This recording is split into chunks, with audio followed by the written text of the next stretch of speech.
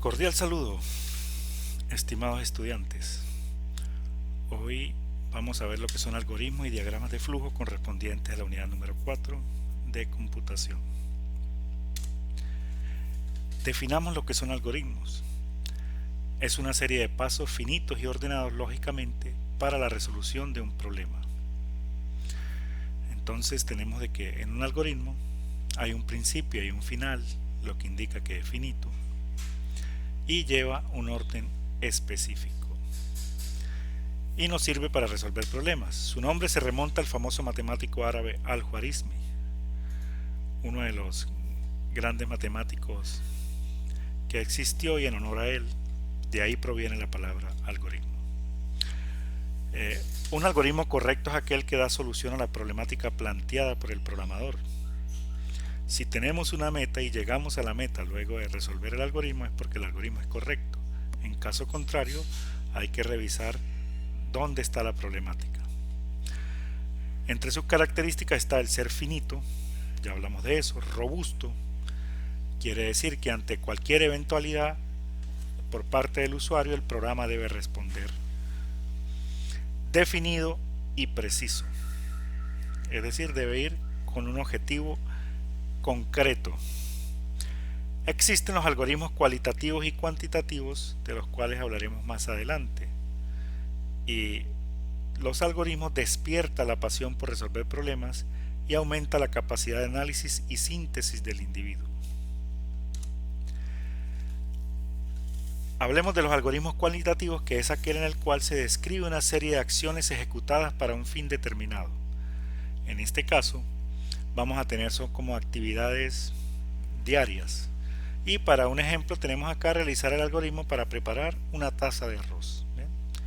Todo algoritmo, como ven, el paso número 1 tiene su nombre. Entonces este algoritmo se llama hacer arroz. Tiene entonces lo que es el inicio. El paso 3, alistar los ingredientes. ¿Cuáles son? Arroz, agua, sal y aceite. Paso 4, preparar la olla con su respectiva tapa. Paso 5, encender el fuego de la estufa. Paso 6, agregar 2 tazas de agua, sal, aceite y revolver.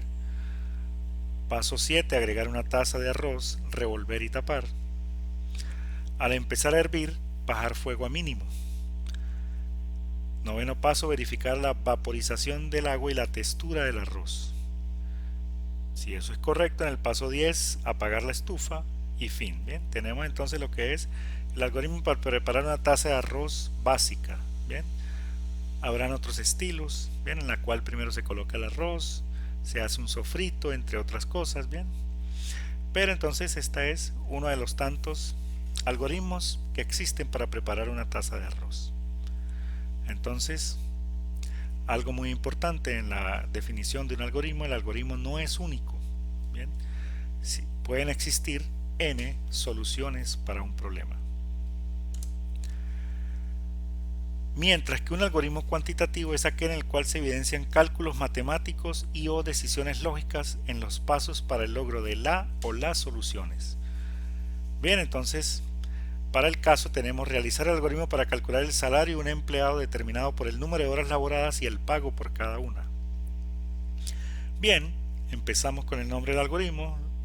Se ha denominado calcular salario. Inicio del cuerpo del algoritmo. En este caso tenemos lo que es ¿qué necesitamos para calcular el salario?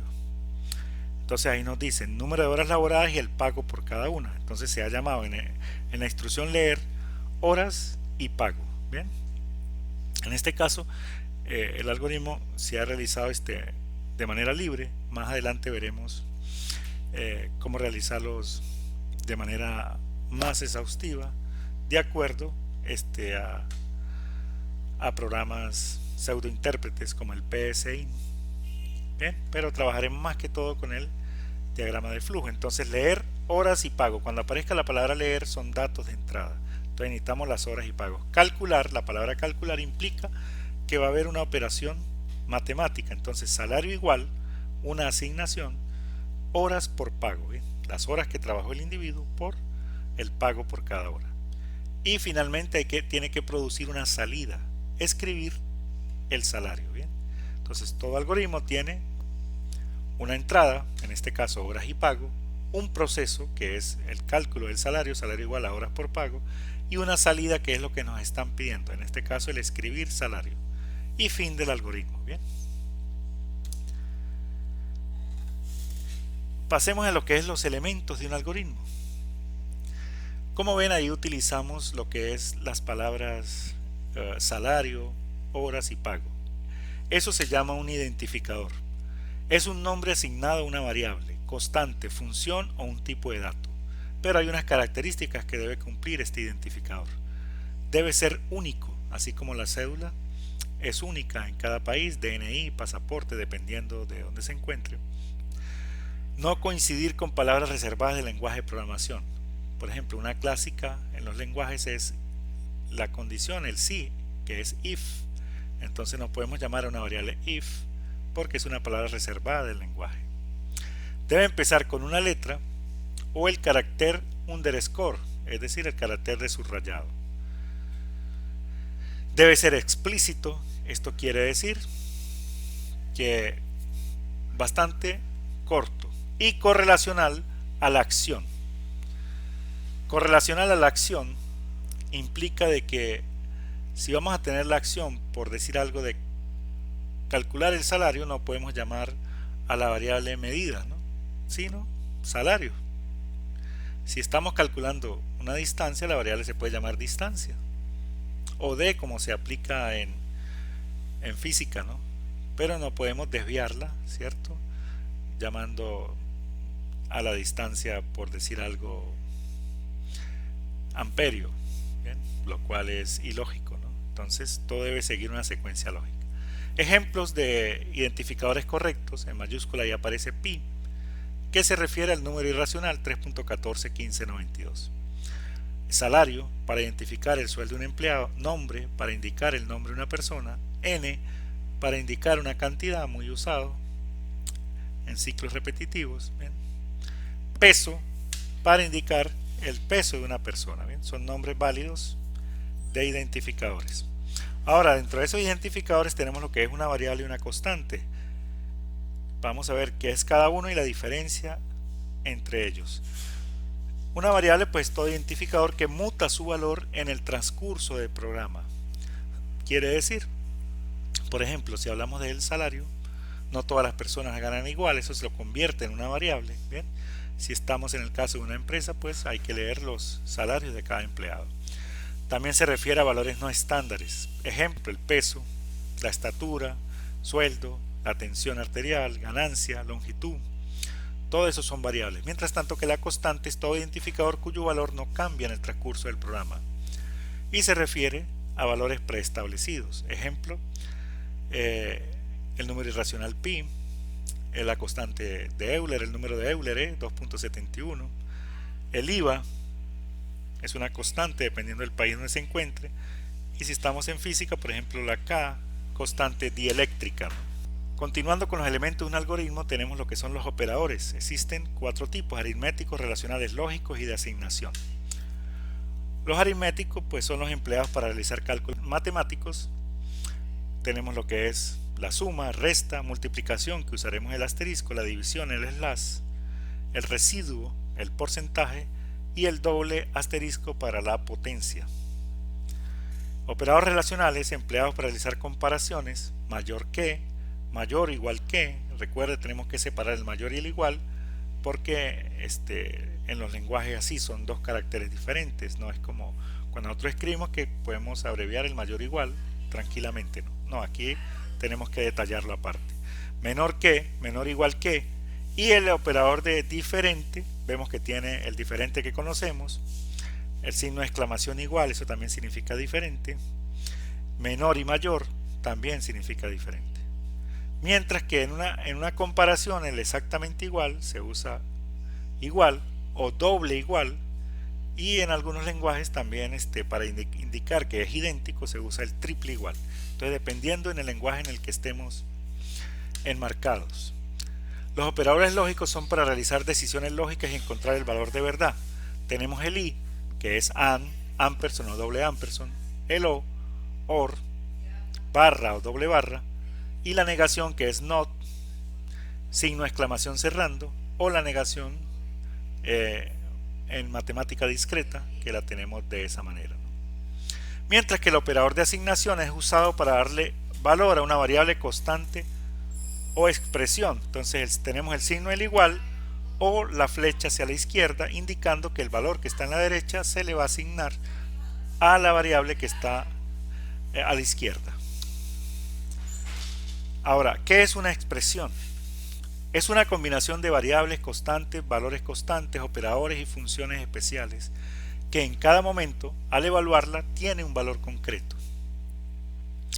Bien, una expresión lleva implícito variables y operadores. Bien, tenemos las expresiones numéricas, dan como resultado datos numéricos, y las expresiones lógicas, que tienen que dar como resultado un valor de verdad, es decir, cierto o falso. Importante la tabla que tenemos ahí, que es el orden de precedencia de los operadores.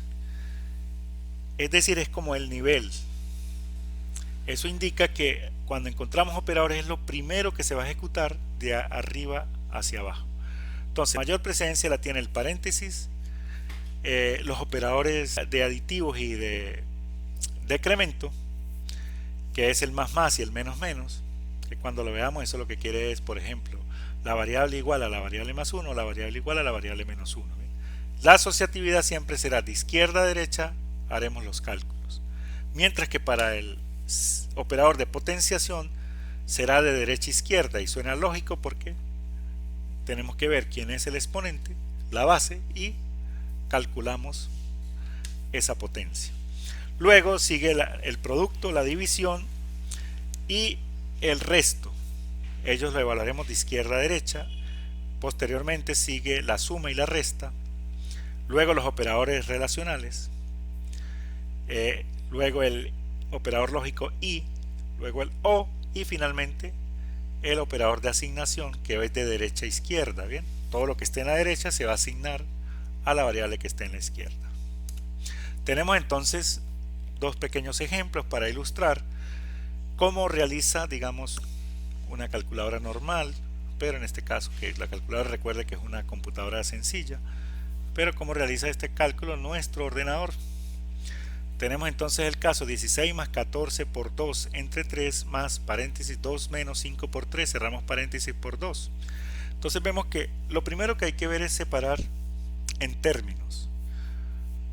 Matemáticamente los términos los separan un operador de adición o de sustracción. Entonces vemos que 16 más, entonces 16 es un término individual, entonces queda igual, 16 más. Luego el siguiente es el término 14 por 2 entre 3, ¿bien? Porque después ya viene otro más, que ese es otro término. Entonces dentro de ese término 14 por 2 entre 3, vemos que predomina, en este caso viene de izquierda a derecha, y tenemos primero el producto. Entonces efectuamos 14 por 2 nos da 28, ¿ve? 28 entre 3 más. Hay un paréntesis y luego un por 2. El orden de precedencia indica que primero es el paréntesis, y dentro del paréntesis tenemos un 2 menos 5 por 3. Como hay dos términos dentro del paréntesis, primero resolvemos el 5 por 3. Entonces quedaría 2 menos 15 por 2. En el siguiente paso vemos que es 16 más 28 entre 3, 9.33, más 2 menos 15 menos 13 por 2. 16 más 9.33, y aquí se efectúa bien el más por menos menos, 13 por 2, 26. Y 16 más 9.33, 25.33 menos 26, lo que implica que el resultado de esta operación es menos 0.67. Bien, recordemos, estamos utilizando dos dígitos de precisión decimal. Vamos al siguiente ejemplo. 21 entre 2 por 4 menos 13 más 12 entre 5 elevado a la 2 más paréntesis 22 más 5 elevado a la 3, cerramos paréntesis entre 3. Entonces si observamos, el 21 entre 2 por 4 es un término donde ahí predomina de izquierda a derecha la división, y 21 entre 2 da 10.5 por 4. Bien, el siguiente término está solo, que es menos 13, sigue quedando solo hasta el final donde se van a efectuar las operaciones. Luego 2 entre 5 al cuadrado. Bien, vemos que aquí predomina la potencia. Y la potencia es de derecha a izquierda, entonces vemos que 5 al cuadrado es 25 y quedaría 2 entre 25 más. Aquí hay dos términos dentro del paréntesis, 22 queda igual y efectuamos la potencia 5 al cubo que da 125 entre 3. 10.5 por 4 nos da 42 menos 13 más 2 entre 25, 0.08 más dentro del paréntesis sumamos 22 más 25, 147 entre 3. Bien, aquí igual, luego el 147 entre 3 daría 49, sumamos positivos, 49 y 42 91 más 008, 9108 menos 13. Y implica que esa operación el resultado es 78.08. Concluimos entonces con unos ejercicios propuestos. La primera parte, realizar esos 5 algoritmos, son cualitativos. Ya para los cuantitativos entraremos en el siguiente video. Definimos identificador apropiado para la cédula, pasaporte, placa automóvil. Bien, ustedes van a indicar qué identificador sería el ideal. Y la última parte, calcular el valor de las siguientes expresiones, similar a como hicimos anteriormente. Muy bien, eso es todo por hoy y nos vemos en el próximo video y mucho estudio, muchachos. Hasta pronto.